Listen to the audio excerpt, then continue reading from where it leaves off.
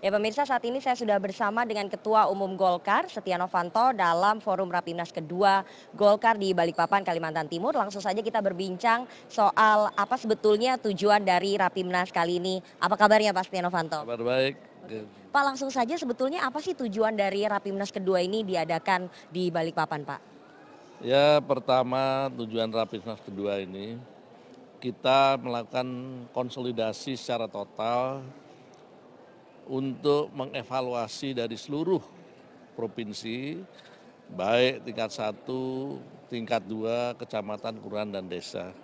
Apakah konsolidasi ini sudah berjalan secara baik sampai ke tingkat desa? Karena Partai Golkar, suara rakyat harus membuktikan apakah betul-betul ini kekuatan-kekuatan dari komponen Partai Golkar yang ada di kecamatan desa itu sudah berjalan dengan baik. Dan alhamdulillah ini sudah mencapai 90% dan yang 10% ada beberapa hal yang perlu adanya perbaikan-perbaikan karena sekarang kita waktu sangat pendek, yaitu hanya 1,5 tahun kita bekerja. Untuk itu kita harapkan semuanya ini bisa kerja maksimal.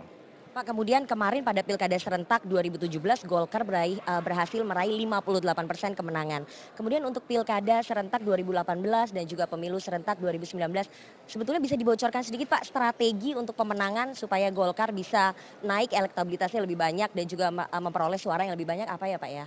Ya, ini saya sampaikan kepada seluruh DPD 1 provinsi dan juga kabupaten.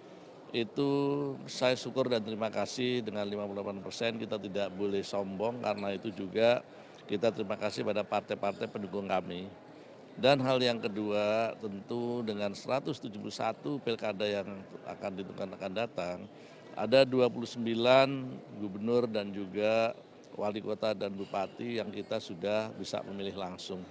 Tapi tentu kita harus lakukan langkah-langkah adalah pendekatan-pendekatan. Yang pertama adalah kita harus lakukan syarat survei. Survei ini menjadi tolak ukur kalau toh DPD ketua kami ataupun juga pihak-pihak yang kita unggulkan itu masih rendah, kita tidak berani untuk bisa mengunggulkan atau mencalonkan mereka. Jadi contohnya seperti Kaltim, ini kita sudah survei 2 kali dan sekarang angkanya ini cukup tinggi, terus kita putuskan bersama, saya tidak pernah mengusulkan sendiri, itu baru kita putuskan calon gubernur kita. Ini Pak yang menarik pada forum Rapimnas kali ini sekaligus ditegaskan bahwa Golkar akan sudah firm mengusung Presiden Joko Widodo pada pemilu Presiden 2019. Mungkin bisa ditegaskan lagi Pak dan juga dijelaskan apakah memang mengusung Presiden Jokowi ini salah satu strategi untuk mengerek elektabilitas partai Pak? Saya bersyukur bahwa karena memang sejak saya diputuskan saya menjadi ketua umum partai itu sudah menjadi putusan bahwa kita mendukung Pak Jokowi. Tentu kita juga melakukan survei bahwa sekarang elektabilitas Pak Jokowi ini adalah memang sudah mencapai 59% dibandingkan dengan calon-calon lain. Dan kesukaan setelah pengalaman kepada presiden itu 97%. Jadi dengan dasar itu tentu Partai Golkar melihat bahwa layak betul-betul dari seluruh provinsi se-Indonesia adalah memang kita tetap mengusung Presiden Pak Jokowi. Selain memang program-program pemerintah Pak Jokowi dan JK ini mempunyai suatu keunggulan-unggulan untuk kepentingan rakyat. Dan tentu infrastruktur dijalankan dengan baik, pembangunan-pembangunan mengenai airport, pelabuhan-pelabuhan, dan juga masalah pertumbuhan ekonomi kita bisa mencapai 5,4 yang sekarang direncanakan 6,1, apalagi sekarang WTP ini saya juga sangat apresiasi BPK sudah menentukan ini adalah WTP-nya selama 12 tahun ini bisa WTP tanpa disclaimer. Tapi ada beberapa yang memang seperti dengan Menteri Kelautan ini masih disclaimer, ini tentu tetap menjadi perhatian. Tapi secara keseluruhan memang apa yang dilakukan Pak Jokowi ini sudah mengena di hati rakyat. Sehingga inilah yang menjadi kekuatan Partai Golkar karena ini merupakan suara Golkar, suara rakyat.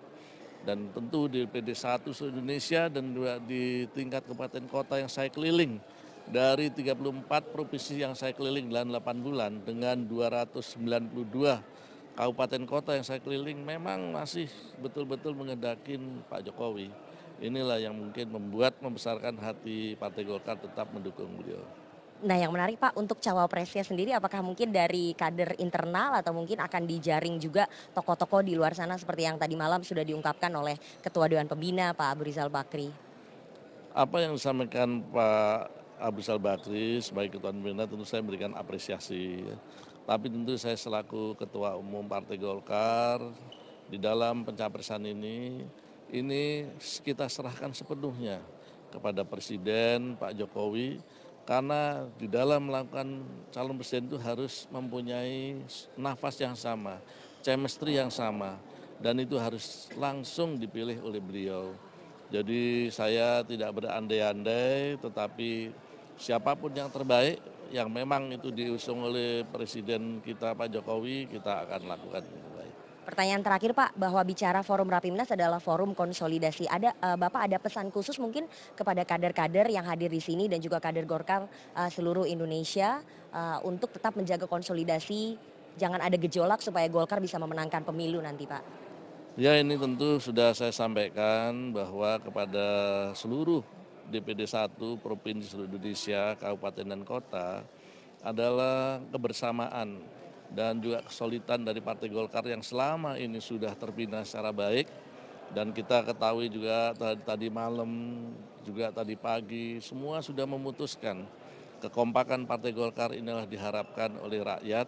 Dan tentu saya harapkan mereka adalah setelah kembali ini berjuang untuk kepentingan rakyat dan mengadakan terus sosialisasi dan juga program-program pemerintah yang kita dukung, kita jalankan sebaik-baiknya sehingga kita harapkan Partai Golkar betul-betul bisa di hati rakyat.